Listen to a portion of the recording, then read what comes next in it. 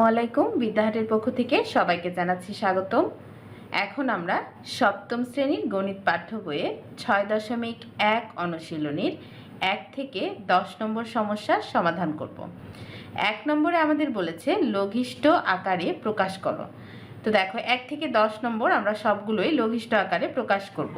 লঘিষ্ঠ আকারে বলতে আসলে বোঝাচ্ছে ছোট আকারে আমাদেরকে প্রকাশ করতে হবে।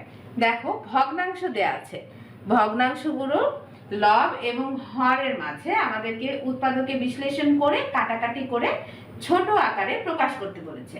তো ১ নম্বর অঙ্কটা দেখো আমি তুলে নিয়েছি a²b/a³ c লেখা আছে। আমার প্রথম কাজ হচ্ছে আমি এটাকে যতটুকু পারবো ভেঙে নিব। তাহলে a² এভাবে একটা দাগ দিয়ে দিব, ভগ্নাংশ a² মানে কি a গুণ a, হ্যাঁ, আর b কি এর সাথে গুণ হয়ে আছে না বলো, তাহলে b এভাবে আমরা লিখে দিব। আবার নিচে দেখো ভাগ আছে, ভাগ দিয়েছি, নিচে দেখো a³ লেখা আছে। a³ মানে কি a গুণ a গুণ a, তিনটা a গুণ আকারে করলে a³ হবে। তারপর কি আছে দেখো c ও কিন্তু এর সাথে গুণ আকারে আছে, তাহলে গুণ c লিখবো এভাবে।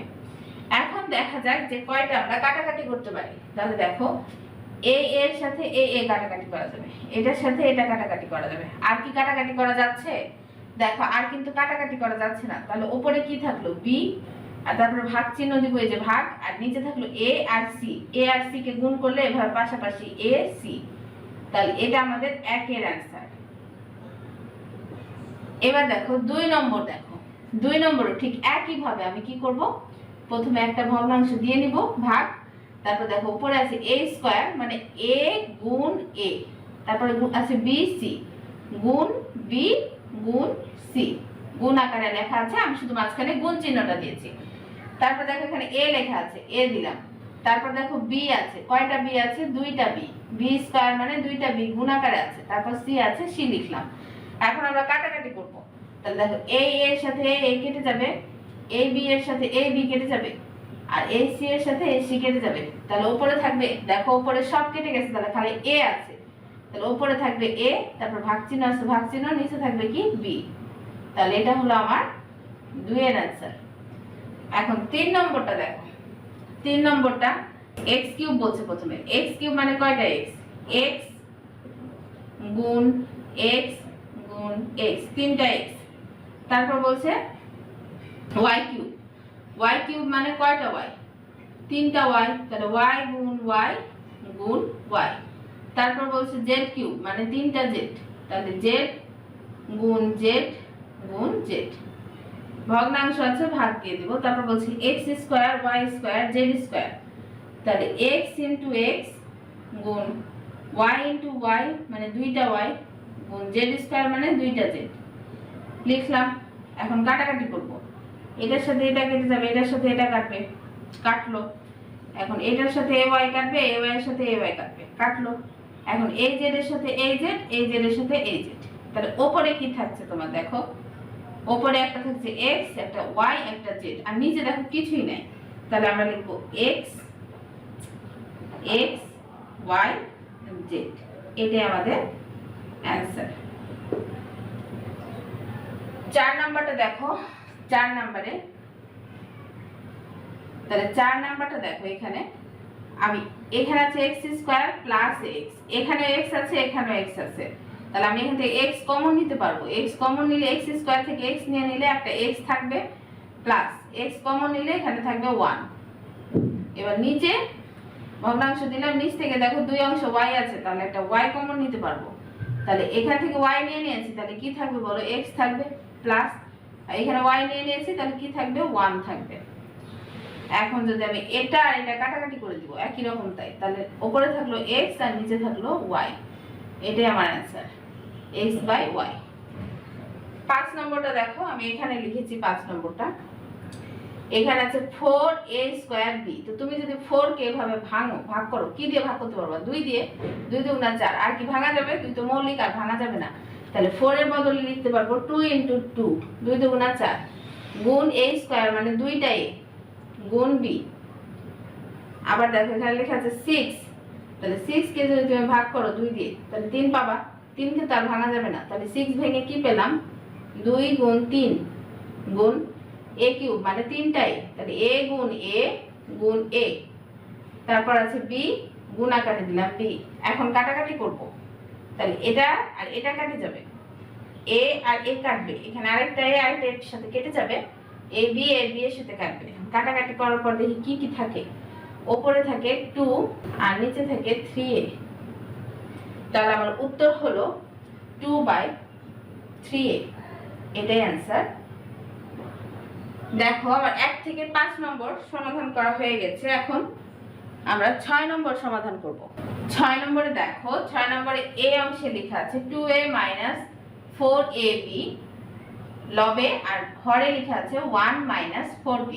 তো দেখো লবে উপরের অংশ থেকে এখানে 2a আছে আর 4a, 4 মানে কি 2 2 2 4, তার মানে অবশ্যই এখানে 2 আছে একটা, আর a এখানেও দেখতে পাচ্ছি। তাহলে দুই অংশ থেকে আমি 2a যদি কমন নেই, তাহলে এখানে থাকবে 1 আর এখানে থাকবে 2b।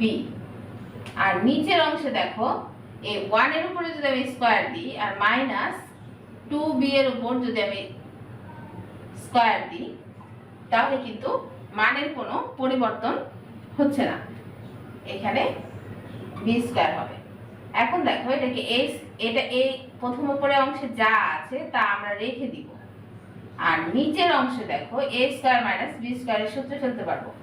1টাকে a মনে করব আর 2b কে b মনে করব, তাহলে a plus b into a minus b, a plus b into a minus b আকারে ফেলে দিলাম।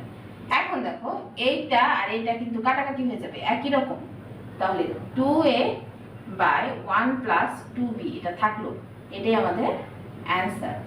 7 নম্বরটা দেখো, 7 নম্বরে উপরে কিছু করা যাবে না, 2a প্লাস 3b আছে, আমরা এটা এভাবে রেখে দিব। আর নিচে দেখো 2a এর উপরে যদি স্কয়ার দিই তাহলে মানের পরিবর্তন হয় না, আর 3b এর উপরে স্কয়ার দিলেও মানের পরিবর্তন হয় না।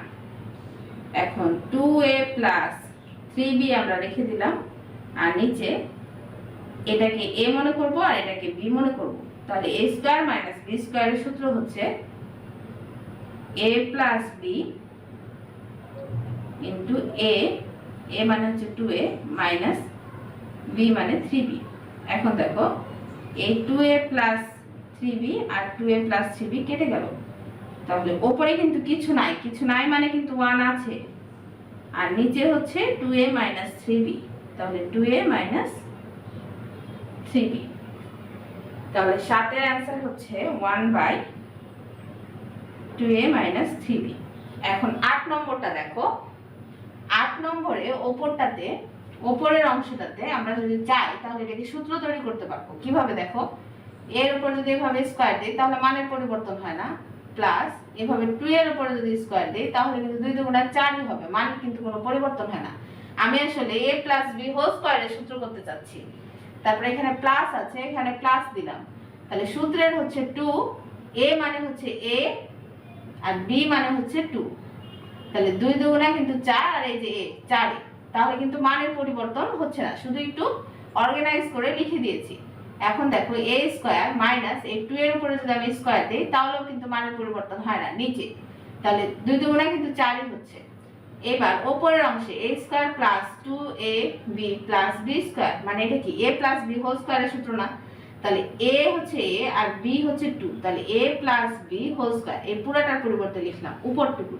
আর নিচে দেখো a স্কয়ার মাইনাস b স্কয়ারের সূত্র আছে, মানে একবার a plus b into a minus b, তাহলে a প্লাস b, b মানে 2 আর একটা a মাইনাস b হলো। এখন দেখো ওপরে a প্লাস 2 হোল স্কয়ার মানে কয়টা বলো তো, 2টা না, কোনো কিছু স্কয়ার মানে ওইটা 2টা গুণাকারে আছে, তাহলে একবার লিখবো a প্লাস 2, আবার একবার লিখবো a প্লাস 2, আর এই যে নিচে আছে a প্লাস 2 আর a মাইনাস 2। এখন a প্লাস 2 আর a প্লাস 2 কাটা, তাহলে কি কি থাকবে, থাকবে a প্লাস 2 উপরে আর একটা a মাইনাস 2 নিচে, এটাই আমাদের 8 এর অ্যান্সার। এখন 9 নম্বরটা দেখো, এখানে আমরা 9 নম্বর লিখে রেখেছি আগে থেকে। 9 নম্বরটা দেখো, উপরে লেখা আছে x square minus y square, মানে a স্কয়ার মাইনাস b স্কয়ারের সূত্র, তাহলে একটা হবে x প্লাস y আর একটা হবে x মাইনাস y। আর নিচে দেখো x plus Y whole square, মানে কয়টা x প্লাস ওয়াই আছে বলো তো? দুইটা না? তাহলে x প্লাস ওয়াই আর একটা x minus x plus Y, দুইটাই x প্লাস ওয়াই। এখন তাহলে দেখো এই x প্লাস ওয়াই আর x প্লাস ওয়াই কেটে যাবে, তাহলে কি থাকবে? উপরে থাকবে x মাইনাস ওয়াই আর নিচে থাকবে x প্লাস ওয়াই। এটাই আমাদের অ্যান্সার। লঘিষ্ঠ মানে তুমি উৎপাদকে বিশ্লেষণ উপর নিচে করবা, তারপরে যতটুকু সম্ভব কাটাকাটি করে ছোট করে দিবা। এখন 10 নম্বরটা আমাদেরকে বলছে x square plus 2x minus 15 আর x square plus 9x plus 20। তো চলো 10 নম্বরটা সমাধান করি। 10 নম্বরে দেখো উপরে এবং নিচে দুইটা জায়গায় আমরা লব এবং হরে দুই জায়গায় কিন্তু মিডল টার্ম করতে পারবো। তাহলে উপরের অংশে মানে লবের মিডল টার্ম দেখো 3 5 কিন্তু 15 হবে। হ্যাঁ, আর 5 থেকে যদি তুমি 3 বাদ দাও তাহলে কিন্তু তোমার 2 হয়ে যাচ্ছে মিডল টার্ম করলে। তাহলে x square plus 5x minus 3x করলাম মাইনাস 15। প্লাসে মাইনাসে মাইনাসই হচ্ছে, আর 5 আর 3 গুণ করলে 15 হচ্ছে, আর x গুণ করলে x স্কয়ার। মিডল টার্ম মানে প্রথম পদ আর শেষের পদটা তুমি গুণ করবা, গুণ করে যেটা পাবা সেটাকে এমন ভাবে ভাঙবা যেন যোগ বিয়োগ করে মাঝের পদটা সমান হয়। তার 15 কে আমি এমন ভাবে ভেঙেছি 3 5 15 করেছি। এখন 5 থেকে যদি আমি 3 বাদ দেই, একটা 5 কিন্তু এখানে প্লাস আছে তাই আমি এখানে 5 লিখেছি। 5 থেকে যদি আমি 3 বাদ দেই তাহলে কিন্তু আমার 2 হচ্ছে, মানে 2x হচ্ছে। আর এটা আর এটাকে যদি আমি গুণ করি তাহলে কিন্তু 15x স্কয়ার হবে।